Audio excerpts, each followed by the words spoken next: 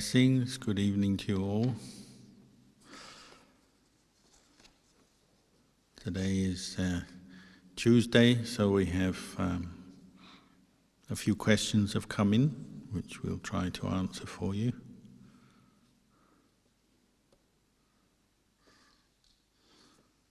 First one is, when I meditate, my mindfulness improves, but afterwards I can easily become stressed or agitated when talking to my family members. If I watch the Olympics, I can be happy that someone wins a medal. But the next moment I see my husband stressed about his work and feel anxious without any real reason. How should I practice with this?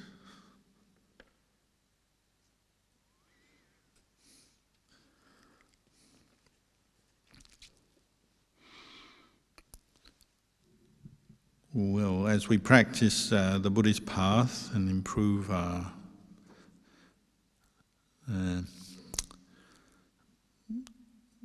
efforts in developing mindfulness, insight, keeping the precepts and so on, it's just natural that there'll be times when we're more aware and our mindfulness and understanding is sharper and clearer, and then there'll be times when it's not. Most people have this experience where they meditate, maybe regularly they do meditation session and they can feel quite calm and let go of some of their worries and some of their attachments to their body and the feelings. But when they finish their meditation, all the mindfulness developed drains away quickly, and seems like we become prey to our old moods based in greed, anger, delusion. And sometimes it can bring up doubts.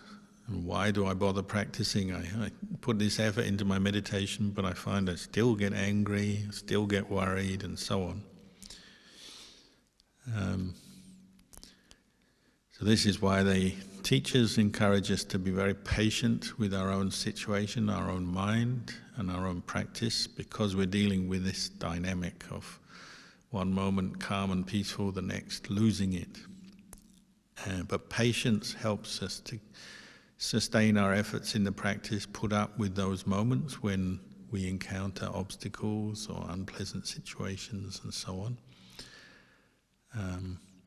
Patience alone is not enough to progress in the practice, but it's a very good quality to keep developing, to deal with the ups and downs of a mind that is sometimes peaceful, sometimes not, and then the unexpected things that happen, such as when you finish your meditation and then you talk to someone in your family who you're close to, and they immediately, it seems to stir up different emotions and things.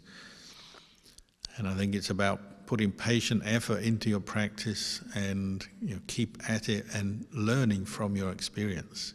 We meditate and develop mindfulness to learn, to observe ourselves, to learn about the truth about ourselves, about the world, and with the purpose of preventing more stress and suffering coming up, or reducing whatever stress, suffering we're experiencing.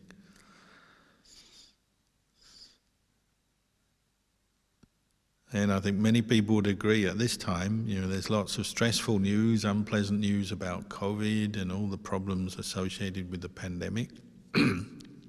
Night after night it seems relentless, so when you get something like the Olympics, well, that's a nice break from all the bad news. Most people appreciate something or other in the Olympics that's good, people winning medals, even if sometimes you can feel the joy of someone you've not from your own country, you don't know them, but you can appreciate all the effort and training they've put in, and they've achieved a medal, say. You can share in their happiness. We'd call that mudita in Buddhism, where you're sharing in the happiness and you're happy for that person. And maybe even many other people. Sometimes it's nice, isn't it, when you see a person win a medal from a small country that doesn't often succeed in sport on the world stage, but then they do. Maybe they exceed their expectations or the general expectations of the community, and you can see how much happiness it brings to people. And we can share in that. That's actually a sign of a virtuous state of mind. One has metta, goodwill, compassion, and mudita. These three qualities tend to come up together. So often we do find it joyful to hear about athletes' successes and all their endeavours. Not only is it a temporary relief from our suffering, but it's also a genuine connection with other human beings and brings up joy, rapture.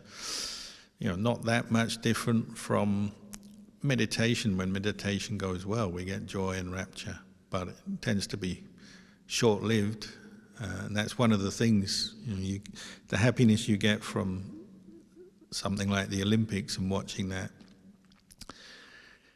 is genuine happiness, but it's short-lived, it's temporary. Imagine if the Olympics were on all the time, every day, every year, you gradually get used to it and the joy would fade, I think. But because it's once every 4 years, it's long enough for it to be more meaningful, and so the happiness goes in a bit deeper, the joy is more real. I remember once when I was in hospital in Bangkok, I was having physiotherapy on my leg because I had a lot of leg problems, muscle problems and so on. And the Olympics were on, and Thailand as a country doesn't get many medals. Once in a while they do. But they love boxing in Thailand. And one of the Thai boxers came on the TV during the Olympics competing in their weight. It was interesting because I was in a ward. It wasn't the emergency ward, it was an ordinary ward, and everyone stopped for the fight. The Thai boxer was on the TV, and they always have a few TVs in hospital wards, so not just the patients, but the doctors, the nurses, the staff, everyone just gathered around the TV screen to cheer on their man. So you can see how much joy something like that does bring to people. It's a bit of welcome relief from the tiredness and the stresses of a day. As I said, I was hoping this isn't the emergency ward, because if the emergency ward stopped, it could be a problem. But this was a more, what would you say, less emergencies going on in the ward I was in, so it didn't seem too much to stop for 10 minutes to watch a boxing match. So we look for that in life. We look for relief from our stresses and suffering, and meditation does it. Boxing matches, if that's what you're into, that can do it.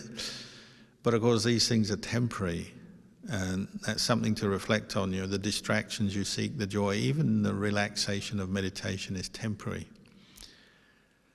What we also have to do is develop wisdom, contemplate. With the patience, the effort, develop some wisdom and understanding of what's going on.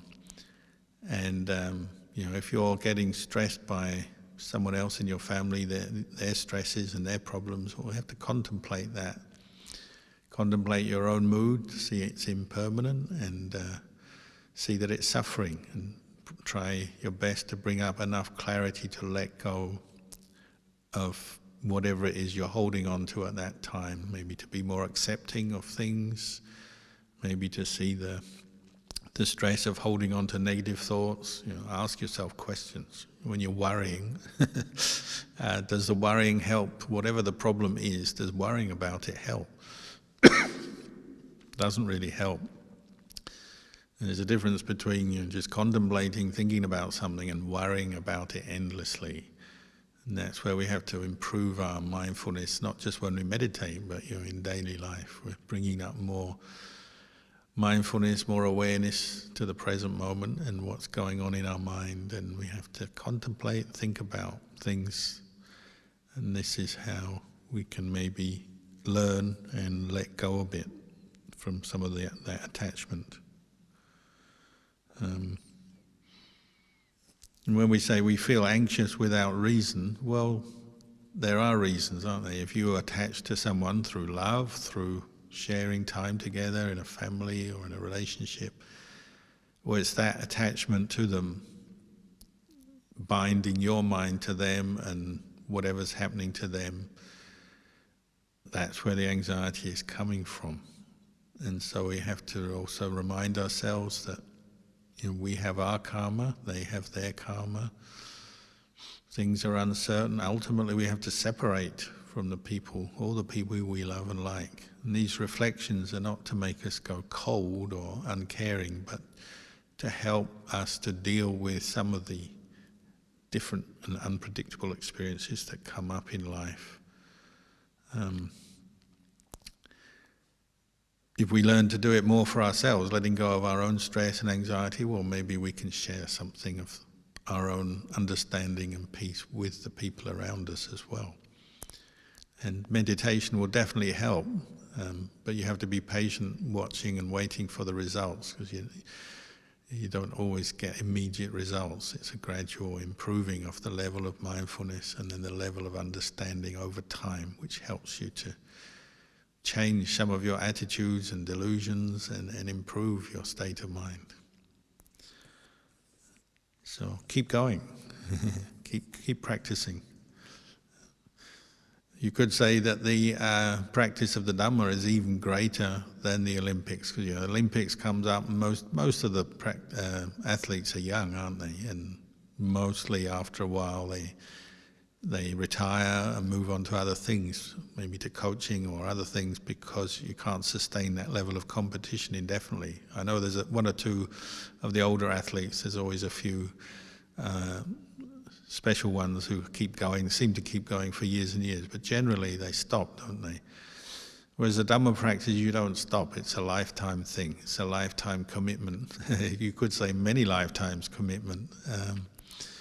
So it's, in a sense, it's even greater effort, greater discipline than an Olympic event. And so a greater reward. The gold medal or the medal for the Dhamma practitioner is peace, peaceful mind, wisdom, understanding, keeps you out of suffering. Another question. Lumpur, I have a question in regard to how to contemplate impermanence and anatta, not self, in the khandhas, perception and sense consciousness.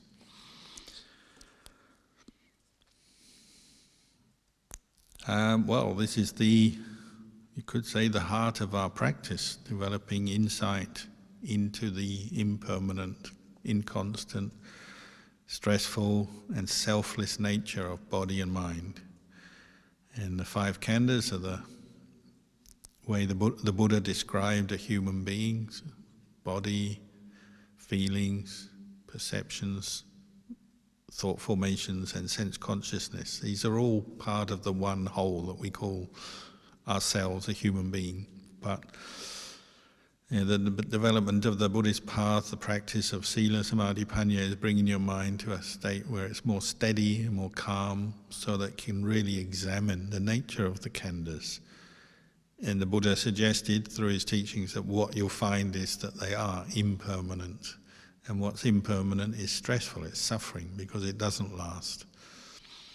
And what is impermanent, stressful, it's not appropriate to call that a self in the way of a fixed self, because if these things were a fixed self, you should be able to command your body not to get old, not to bring you pain, command your feelings just to bring you pleasant feelings all day, memories and perceptions and so on, and sense consciousness even, just to see what you want to see, hear what you want to hear all day long. If it was really self, you could just command it to do that.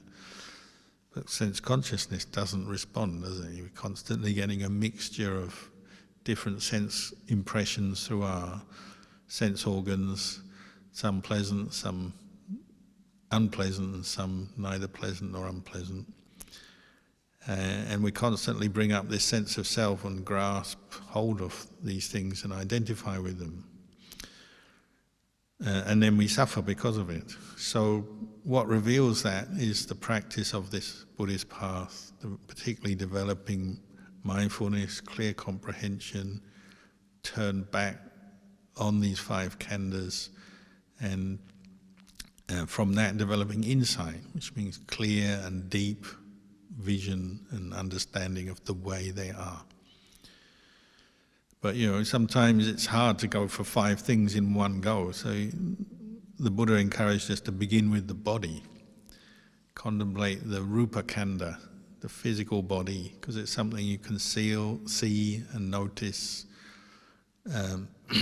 whereas the mind is something that's vast and subtle and changing and moving around all the time, and it's very easy to miss what's going on in the mind and easy to miss these 3 characteristics. Whereas the body, we can really turn to investigate it and contemplate its changing nature. Obviously it brings us pain and suffering all the time.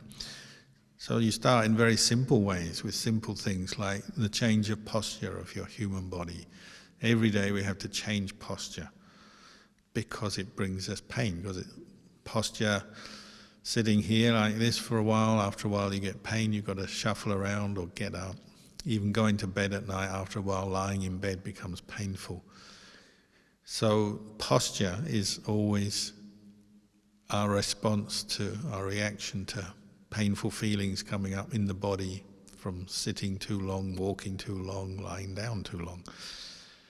And because normally our change of posture is not impeded by anything, we just do it, well then we miss seeing the impermanence and the suffering and the lack of self in the body, because we just change posture to get rid of the problem. Whereas what you find, particularly when you practice more mindfulness and you're mindful of posture, so mindful of sitting, walking, lying down, you start to notice these 3 characteristics in something as simple as posture. And if you sit a bit longer than you would like to, you start to notice, oh, this body is suffering, isn't it? Because it can't sit endlessly in one posture. We get pain. It's uncomfortable. The longer you sit, the more intense the pain becomes. If you lie down too long, when you're ill, then you can get bed sores. Walking too long, you get exhausted and your feet get blisters and so on. So just a simple thing as posture, becoming mindful of posture, starts to reveal these three characteristics to us. So you can see by developing from there onwards, contemplating what is the body made up of, the elements, contemplating the different experiences of human body, feeling hot, feeling cold, eating, feeling full, going to the toilet, then having to eat again later because you're hungry, thirsty, you feel tired at the end of a day, like maybe now this is the end of your day, you're feeling tired because this body is a conditioned thing and it's changing and it's influenced by its surroundings and it's influenced by what you're doing with it. So you say my body, but can you control it and make it not feel tired, not feel hungry, and so on. So the body is a place where you can quickly and easily start to understand these and see these 3 characteristics. And some people can become enlightened just doing that. But out of the contemplation of the body, we also become aware of the mind that inhabits the body and uses the body, and we become aware of the different aspects of mind, so feeling, pleasant, unpleasant feeling, memories, thoughts, sense consciousness start to become clearer to us as we develop mindfulness and train our mind in insight, looking and examining and observing more deeply the nature of body and then mind, and breaking the mind up into feelings, perceptions, thoughts, and sense consciousness. In the beginning with the mind, we're just remembering things, remembering how thoughts have come and gone, feelings and emotions come and gone. We've seen things, heard things, and then they've come and gone, and seeing the impermanence of them. And what's impermanent, it can't bring you lasting happiness. And what can't bring you lasting happiness is impermanent. You can't really take it as a self. Because it's not that there's nothing there, but it's like a process of arising and passing away. And there's nothing there that you can grasp and say, this is me. And the Buddha encouraged us to investigate this and examine this. This is developing insight. What is it that is a self? If there is anything that's a self, what is the self? Is it a feeling? Well, that feeling's gone. After a few moments, it's past, maybe. Is it a thought? Well, thoughts are constantly changing. So this is the avenue into examination of the five khandhas. But I'd encourage you to begin with the body, and you could use the breath. Contemplating the breath, you start to see impermanent suffering, not self. You breathe in, you breathe out. We have to keep breathing in and breathing out to stay alive. So it's not like you can just breathe in once and then that will do for the rest of the day or the rest of your life. You have to keep doing it, and so there's a lot of fragility there. There's a lot of suffering in that. If anything blocks your airwaves, you suffer. If you're in polluted air, you suffer. If you're underwater, you can't last very long. If you've got COVID or some other respiratory disease, you really see the impermanent suffering of breath, and it's not self. Nobody wants to have an illness that stops them breathing properly. If breath was self, the lungs were self, this body was self, you would command it, don't catch COVID, don't get ill. But illness is like that. It doesn't choose, and it's not under our control. We do our best to manage it, avoid it, cure it if we've got it, of course. But ultimately, it's something that is not self. It's a virus, and that doesn't have it's not a self, and it's not us, not me, mine, myself. We have to contemplate that, but that contemplation brings liberating insight to the mind, brings happiness, brings deep peace. So it's not, that's the goal, that's the purpose of it, is to release the mind from its attachments and delusions and become peaceful by knowing the way things are. So plenty of scope for investigation there. Can we investigate on the inside, ourselves, investigate on the outside, other people, and then the world around us, physical things, animals. There's plenty of scope for investigating the three characteristics with regard to physical form and mentality. And it's a way to liberation, peace, happiness. Another question. Dear Lumpur, as a layperson, how do we practice and develop our day-to-day mind against the 8 worldly conditions?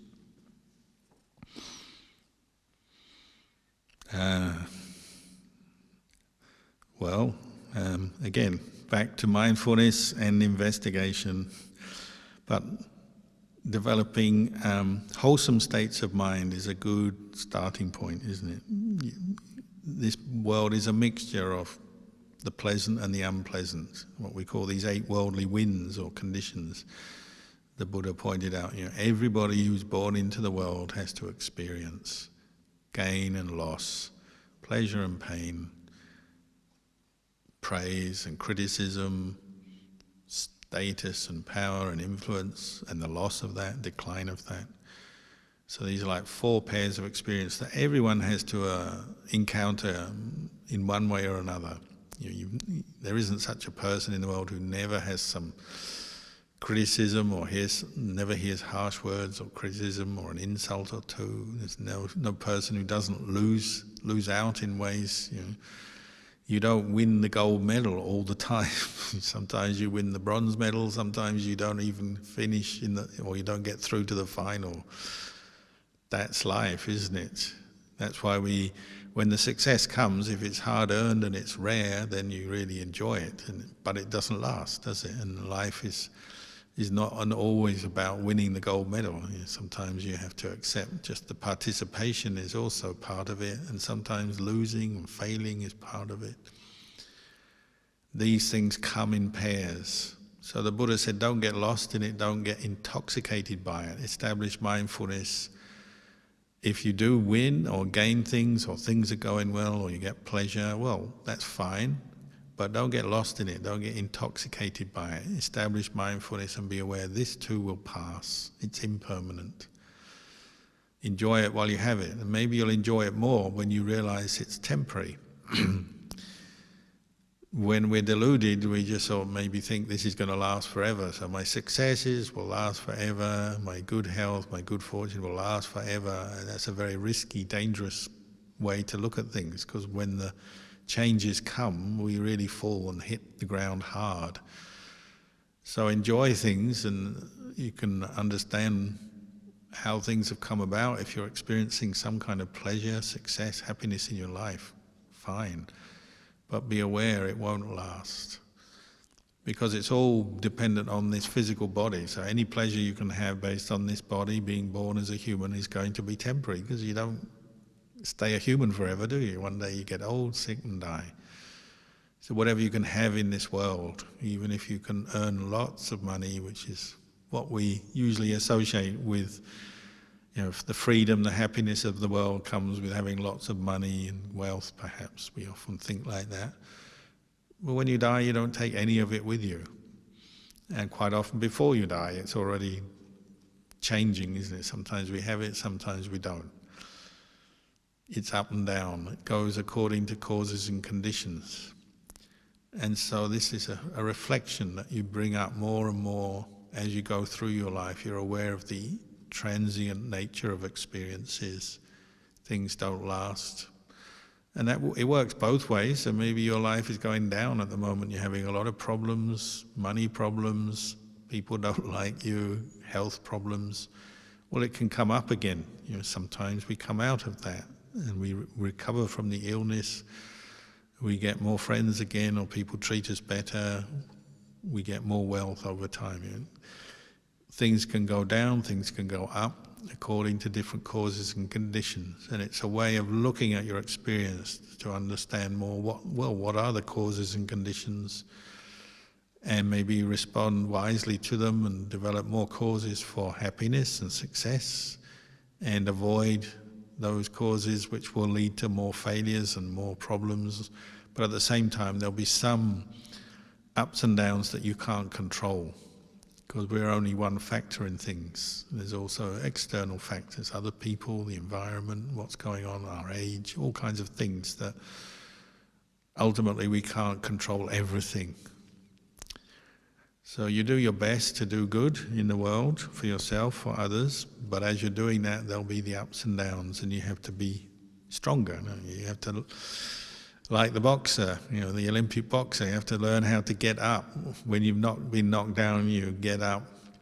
Or if you've really been knocked out, you have to learn how to accept, today I've been defeated, no point fighting on, I'll just do some permanent damage, so I'll accept defeat today and go back and train harder. Maybe I can fight a better fight next time. We have to use wisdom, use patience, develop skillful qualities to deal with these ups and downs of life, and you can get through them. And ultimately, the Buddhist path is teaching that human beings can rise above conditions and develop their mind to the point where it's free from attachment to these 8 worldly winds. The mind becomes stronger. So Ajahn Chah's teaching on this, when he received a title from the king in Thailand, he got a royal title, which is a great honor, brings success, fame, fortune, good things. But he said, as a practitioner, a student of the Buddha and a practitioner, my duty is to maintain mindfulness and wisdom, not get lost or intoxicated with this success. And he said he keeps his mind like the bridge over the Moon River, the Moon River is by Ubon city. And he said, in the rainy season the water comes right up and sometimes floods, but the bridge stays the same. And then in the dry season, the waters recede and often they almost disappear, but the bridge stays the same. So the practice of the Eightfold Noble Path is what helps your mind to stay in the same position, the same point, even though there's the ups and downs of life. You're keeping your balance, your ability to be mindful and reflect on experiences and see them as transient and not self, not attached to them and grasp hold of them. The last question. Dear Lumpur, what is the difference between reflection and contemplation in the context of our Dhamma practice? Thank you. Yeah, well, words like reflection and contemplation, I'm probably as guilty as anyone. I'm often using them interchangeably. We use words like discernment, reflection, wise reflection, contemplation, wise consideration. They're all referring to that ability to use intelligence to improve and deepen our understanding of truth. And so we can reflect or contemplate on different levels. Coming from the words of the Buddha said the way wisdom, panya, which is ultimately what removes the experience of suffering from the human mind, wisdom is developed first by listening and studying, reading suttas and talks, listening to talks, listening to the Dhamma from teachers, good friends. This is how we attain what we call pariyatti Dhamma. Pariyatti means the study and literally the listening of the Dhamma, but includes reading. So you're drawing information in through your ears, your eyes, into your heart. And then the second level of wisdom is patipatti. Going back to the beginning, we have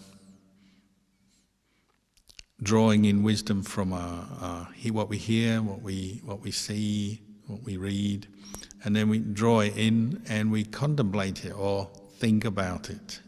Could use the word thinking, but with wisdom, with an aim to understand more the concepts, the ideas, to compare your experience with what you've heard, to remember what you've heard, bringing the wisdom that you've received from external sources into your heart until it becomes something more that you really understand intellectually and for yourself. Well, this is what we call Jintamaya Panya. Suttamaya Panya is the way we gain wisdom in the beginning. Sutta means listening. So from the suttas we read and listen to suttas or from teachings and explanations. And Jintamaya Panya means the mind has mulled over or considered or contemplated what it's heard and what it's learned. But then the kind of wisdom that liberates us from the causes of suffering, craving and attachment, is what we call Bhavanamaya Panya. Or another word for that we might say is insight or discernment. The English language, we can use the different words, but it means the wisdom that's coming from clearly seeing and knowing in your experience these truths, say, of impermanence, unsatisfactoriness, not self, these three characteristics that sort of form the basis of what we call vipassana meditation. It's just knowing those characteristics, knowing those truths, knowing the Four Noble Truths in your experience, knowing that this is suffering, this is the cause of suffering, but to the point where you're no longer having to just think about it, analyze it, contemplate it. You're just knowing and seeing in your experience. So it's a moment-to-moment thing as well. And seeing very deeply and profoundly, so it changes the way your mind views the world and the way it views the different component parts of the mind, the different qualities that arise in the mind, the mental states, knowing what is wholesome, what is unwholesome, what is the cause of suffering to be abandoned, what is the path to be developed, but knowing and seeing clearly, and then ultimately seeing, well, body and mind are not self. So it's a progress from listening to then considering, thinking about, and then to actually seeing and knowing. So these words, reflection, contemplation, well, it probably depends how the person is, what aspect of the Dhamma practice they're describing. So sometimes just thinking about the Dhamma that you've heard, just going over it, remembering it, well, you might call that wise reflection or contemplation. But then if you really get into meditation, you're deeply contemplating something, well, you might also use the word contemplating, contemplating the impermanence of feelings arising, passing away. So it depends partly on the person speaking, how they use these words, but they're all aspects of what we call panya, or wisdom. Say in the 7 bojjhangas, the 7 factors of enlightenment, we have the first factor of enlightenment is sati, the second is Dhammavicca. That means investigation of the Dhamma. So we use investigation as well. So they're all parts of the same thing, but Buddhism is like this. Often the Buddha is looking at things from slightly different angles or describing them in different ways, and so we have different words often that we use. But they're all part of the same thing, the development of the mind to the point where there's clear knowledge and vision of the way things are, and this liberates the mind from greed, anger and delusion, which all come from ignorance of the way things are. Dhammavicca means investigation of the Dhamma, so it's putting your mind, paying attention, and then really watching and learning from experience. So it doesn't just mean remembering and theorizing and analyzing, it also means just knowing. And that's why you need mindfulness with investigation of the Dhamma. So you really are, your mind is in a state where it's objective, it's not caught up into the biases of for and against, love and hate. It's just seeing experience and recognizing it for what it is. So recognizing anger as a cause of suffering. Therefore it should be abandoned. Because sometimes when we're deluded, say with anger, we think we're right to be angry and we're lost in and caught up in that mood. It's not yet, we're not yet at the level of what you might call bhavana maya panya, where you're really seeing and knowing, oh, this angry thought and the accompanying unpleasant feeling is the cause of suffering. It should be dropped, let go of, seen through as impermanent, as not self. We often are not at that stage, so we're still thinking, I'm angry, I should be angry because this terrible thing happened. We're not tired of being angry yet, so sometimes we hold on. So the wisdom there is not clear, so we have to keep contemplating, watching, or wisely reflecting on that. Oh, why am I so angry? I'm suffering. I really should just let this go until you can.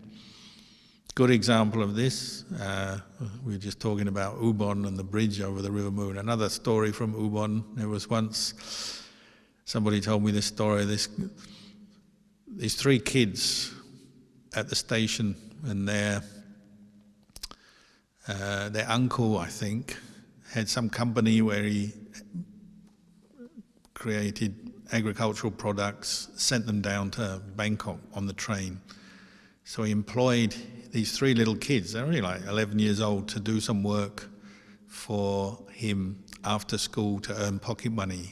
They had to help load this part of the train, the container that would take the products, the boxes, down to Bangkok. So they could earn a bit of money. So they started doing it, it's like 6 in the evening or something, and these 3 kids are passing these boxes to each other, loading them onto the train to make some pocket money. And during the middle of this, back to the boxing, another boxing match came on the TV in the waiting room of the station, and all the staff on the station and all the passengers started crowding around the TV to watch the Thai boxing star do his thing, fight his match. Except for the young girl, she wasn't into boxing, fair enough. So the little boys go off and just leave her to do the box. They go to watch the boxing, and she's doing the other kind of boxing, picking boxes up, packing on the train on her own. So they're basically taking advantage of her. And there's one granny who I guess wasn't into boxing either. She's sitting on this platform on a bench, And she saw the girl just patiently carry on with the job while the two boys left for a long time, left her to it. And the granny knew what was going on, and she said, they've just left you to do this job. They're going to get the same money as you, but they're not doing the work. They're off enjoying themselves. They're really taking advantage of you. Aren't you angry? And the girl just sighed. She said, yeah, I could get angry, but what's the point? I just make myself miserable and tired. I don't want to suffer like that, so I'm just going to do the job, get it done, and go home. And I'm not going to get angry. And the granny said, wow, you're very wise for your age. And it's like somebody who's seen the suffering of anger. They've contemplated enough. They've maybe been in that situation before, and they realize there's no point holding on to anger here. Nothing I can do. They're off. They're taking advantage. Well, that's their loss. I'm just going to peacefully, quietly do this job and not get angry. So the granny praised the girl. It's a good example of someone who's contemplating their experience to the point where they're not holding on to their anger because they realize it's pointless. It's just suffering. So obviously contemplation, reflection takes place all the time in life, and it's learning to direct that ability of the mind to understand experience better with a goal, which is to free our mind from suffering. So maybe that's a good point to leave it tonight. And I hope the Dhamma has been helpful to you, and may the blessings of the Buddha Dhamma Sangha guide you and protect you.